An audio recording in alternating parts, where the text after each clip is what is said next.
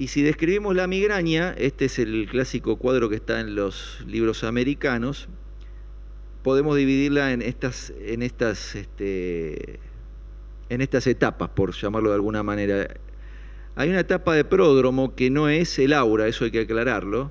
La etapa de pródromo es un conjunto de manifestaciones sintomáticas que ocurren horas o días previos al dolor, donde el paciente se siente agotado, tiene cambios en el hábito alimentario, cambios en el hábito intestinal, de repente puede estar constipado, de repente puede aumentar el apetito, está fatigado. Todo eso es como que le dice al paciente que en breve se va a desarrollar una migraña.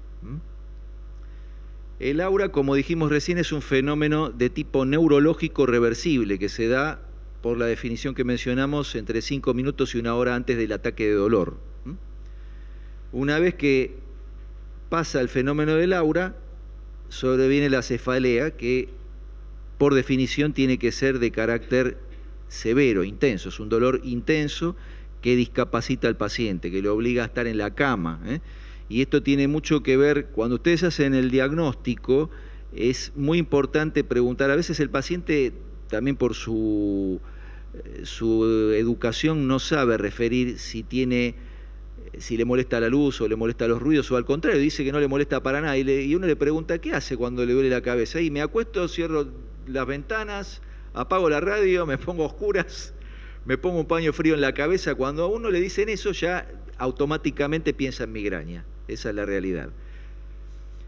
Finalmente, el posdromo, que es el periodo que viene después del alivio del dolor, donde en realidad el paciente no está a 0 kilómetros, el paciente queda con una resaca, queda inutilizado, por decirlo de alguna manera. La migraña, como otros dolores primarios, ¿vamos bien con el tiempo? Tiene desencadenantes, claro, ¿sí? Factores dietéticos. Bueno, los factores dietéticos, yo diría que hay enciclopedias escritas de dieta y dolor de cabeza, y en realidad no hay nada claramente confirmado. La pauta que hay que tener es la siguiente, porque uno ve en el consultorio que de repente fui a ver a el colega tal y me prohibió que coma chocolate, me prohibió que coma naranja, me prohibió esto, me prohibió X. Pobre paciente, además que se le parte la cabeza, no puede comer nada. La realidad es esta: uno tiene que detectar qué alimento o bebida le provoca dolor en forma reiterada. No sirve, si yo comí chocolate 10 veces y una me dolió la cabeza, la culpa no es del chocolate. ¿Estamos de acuerdo? Esa es la pauta que hay que tener para el dolor. Entonces, ayuno prolongado, algunos alimentos en particular que los tienen que detectar. El caso de la actividad física extenuante. Nosotros prescribimos habitualmente actividad física y de tipo aeróbico en forma regular porque es beneficioso, porque aumenta la síntesis de endorfinas y alivia el dolor. Ahora, cuando el paciente se pasa de la raya y hace actividad de tipo competitivo, a veces ocurre que hay pacientes sensibles que hacen dolor, y eso teóricamente está explicado por el aumento de ácido láctico que penetra en el sistema nervioso y provocaría dolor. Entonces la idea es que se haga actividad física regular, moderada, sin llegar a ser competitiva. Factores ambientales, y acá entramos con Doña Rosa, y es verdad, cuando hay humedad y baja presión duele más la cabeza, eso está comprobado y está escrito, así que hay que hacerle caso a Doña Rosa. Y ni que hablar del estrés. Tuve una rabieta, me peleé con mi esposa o mi marido, en el caso de las mujeres, y me agarró dolor de cabeza, sí, es verdad. Y alteraciones en el ritmo de sueño. Esto cabe aclarar que es tan importante el defecto como el exceso de sueño, ¿sí? O sea, es tan malo dormir 4 horas como dormía Neustadt. No sé si hay alguien que no lo conocía a Neustadt acá, depende de la edad, eso delata mi edad. Y es tan malo también como eso dormir 12 horas como muchachito que fue de baile al boliche y se acostó a las 5 de la mañana y se levantó a las 2 de la tarde, ¿sí?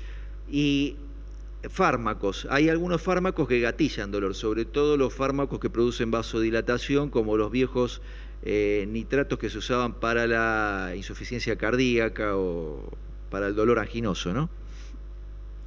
Bueno, esto es una un esquemita divertido de lo que es lo que yo les mencionaba, la depresión cortical diseminada de Leao, donde se supone que hay una despolarización que inicia en el lóbulo occipital y se va hacia adelante, ¿sí? Y esa despolarización es la que genera después liberación de mediadores inflamatorios, la consecuente inflamación estéril, si se quiere, porque no hay germen que lo explique, y en consecuencia la vasodilatación, que es uno de los mecanismos del dolor que es resuelto por los vasoconstrictores de uso habitual. Este es un viejo esquema de la New England que lo pueden encontrar, es una New England de 2002, donde pueden observar la inervación por el sistema trigeminal de los vasos de la dura madre, que es en definitiva la que transmite el dolor al sistema nervioso central, ¿sí? Y acá me interesa hacer hincapié en esto, obviamente no vamos a ir punto por punto porque si no esto sería interminable, pero estas son las banderas rojas a tener en cuenta cuando uno tiene un dolor para destacar si es primario o secundario, ¿no? Como dijimos, la edad es un factor, yo diría después de los 50, lo que pasa, decía el 40, el patrón progresivo, o sea que el paciente continúe con dolor, que no se da en ningún momento, el inicio matinal, el inicio súbito, entró a pensar en un aneurisma, la asociación a enfermedad sistémica, sea un cáncer o HIV, el cambio de patrón es un poquito reiterativo, pero bueno, para que quede bien remachado, por decir de alguna manera. El gatillo por Valsalva, pensar en cefaleas por cambios de la presión del líquido cefalorraquídeo, tanto la hipertensión como la hipotensión de líquido pueden dar dolor de cabeza, ¿eh? Y muchas veces los patrones de cefalea no son claramente distintivos de una determinada entidad, así que de repente un hematoma subdural perfectamente puede remediar una migraña.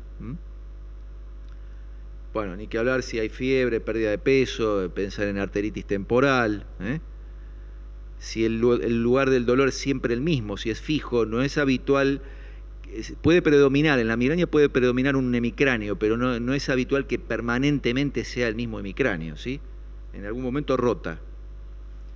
Y obviamente ni que hablar si hay signos de foco neurológico cuando lo revisan al paciente, ¿no?